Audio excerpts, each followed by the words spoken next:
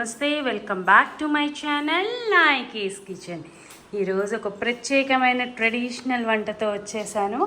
ఏంటనుకుంటున్నారా? అది పెళ్ళిళ్ళల్లో, ఫంక్షన్స్లో అన్నిట్లో తప్పకుండా చేస్తారండి ఒక ట్రెడిషనల్ రెసిపీ. ఈరోజు కంద బచ్చలు చేయబోతున్నానండి. సో ఇదిగో కంద బచ్చలాకు. సో కందా బచ్చలు ఎలా చేయాలి అన్నది నేను చేసి చూపిస్తాను. అంటే నేను రెగ్యులర్గా ఎలా చేస్తాను అన్నది చూపిస్తాను. సో మీరు కూడా చూసి ఎలా చేయాలన్నది నేర్చుకొని చేసి ఎలా వచ్చిందన్నది నాకు కామెంట్ రూపంలో తెలియజేయండి. సో ఇంకా ఆలస్యం చేయకుండా ప్రాసెస్లోకి వెళ్ళిపోదామా, రండి. ముందు బచ్చలు కట్ చేసుకుంటున్నాను. ఆల్రెడీ నేను వాష్ చేసి పెట్టేశాను. సో బచ్చలి ఆకు కట్ చేసేసుకుందాం సన్నగా. కొంతమంది ఏంటంటే బచ్చలి కంద రెండు కలిపి ఉడకబెడతారు. సో నేను విడివిడిగానే ముందు కంద ఉడకబెట్టేసి తర్వాత బచ్చలిలో పోపులో వేసి చేస్తాను. సో ఒక్కొక్కళ్ళు ఒక్కొక్క ప్రాసెస్లో చేస్తారు. ఎవరికన్నా నేను చేసిన రెసిపీస్ కనుక నచ్చుతూ ఉంటే ఒక్కసారి లైక్ చేయండి. అలాగే ఎవరైనా సబ్స్క్రైబ్ చేయకుండా చూస్తూ ఉంటే please subscribes to Nayaki's kitchen అండి. మంచి మంచి షార్ట్స్ కూడా పెడుతూ ఉంటాను నేను, ఫుడ్ రెసిపీస్ అవి.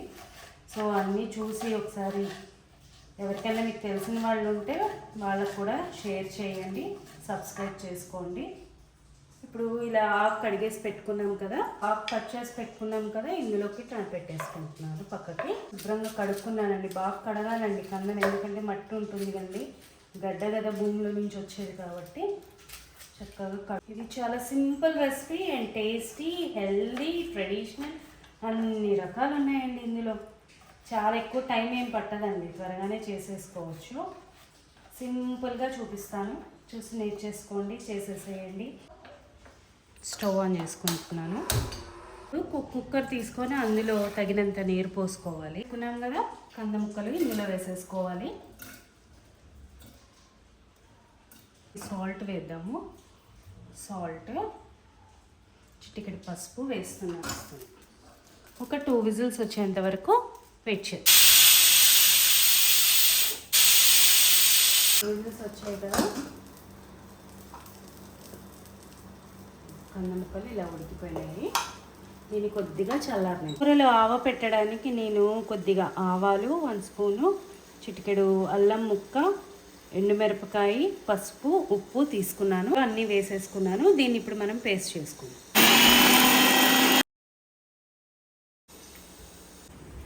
ఇదిగో ఇలా పేస్ట్ చేసి పెట్టుకున్నానండి. ఇందులో ఒక చిటికెడు ఆయిల్ పోద్దాము. సో దానివల్ల మనకి చేదు రాకుండా ఉంటుంది. ఆన్ చేసుకొని బాణలు పెట్టుకున్నానండి, కూడా కాగింది. ఇప్పుడు నేను గానుగ నూనె వాడుతున్నాను, వేరుశనగ పప్పు. సో ఇలా ట్రెడిషనల్ వంటలకి గానుగ నూనెతో చేస్తే మాత్రం రుచి చాలా బాగుంటుంది. ఒక 2-3 స్పూన్లు వేసుకోండి. కాగింది. ఇప్పుడు 1 స్పూన్ ఆవాలు వేస్తున్నాను. ఆవాలు వేసాయి కదా, ఇప్పుడు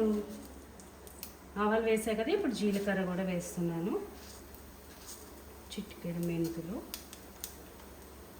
ఇన్ని వేసి అసలైన ఘట్టం ఏంటనుకుంటున్నారా? ఇంగువ అండి.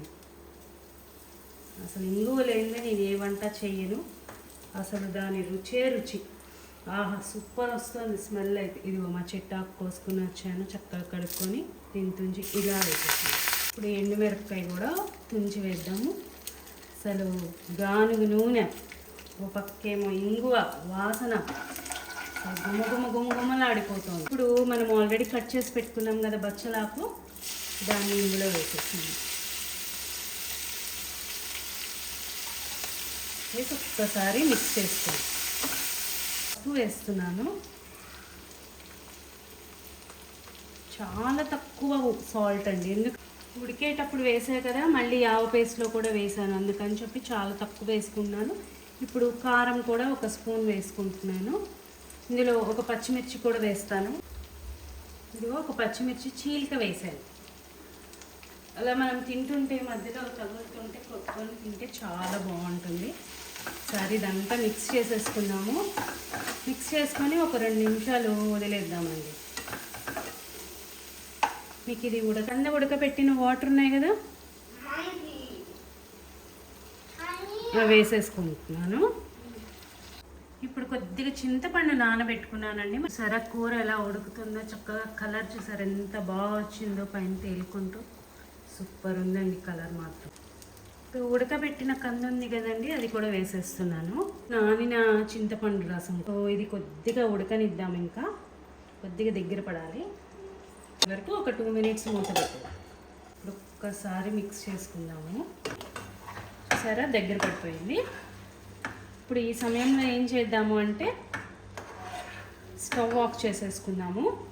చల్లారిన తర్వాతే మనం ఆవు పిండి రవ్వ పేస్ట్ ఏదన్నా వేయచ్చు. మనం చేసి పెట్టుకున్నాం కదా ఆవాలు అల్లం పేస్ట్, అది కొద్దిగానే వేస్తున్నాను.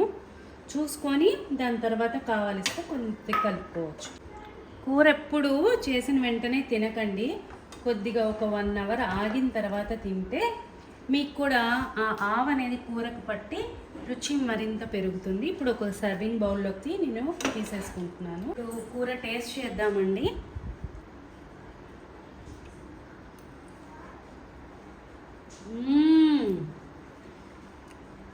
అన్నీ పర్ఫెక్ట్గా సరిపోయినాయి. మంచి కారం వర్రగా ఉంది, బాగుంది, చాలా బాగుంది. అన్నంలోకి వేడి అన్నం నెయ్యి వేసుకొని తింటే అద్దిరిపోతుంది. అంటే పిండుకోవచ్చు, బాగుంటుంది. సో చూసారు కదండి, ఇదండి నా కందాల పచ్చడి ఆవపెట్టిన కూర.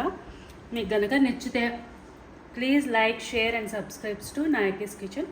Thanks for watching.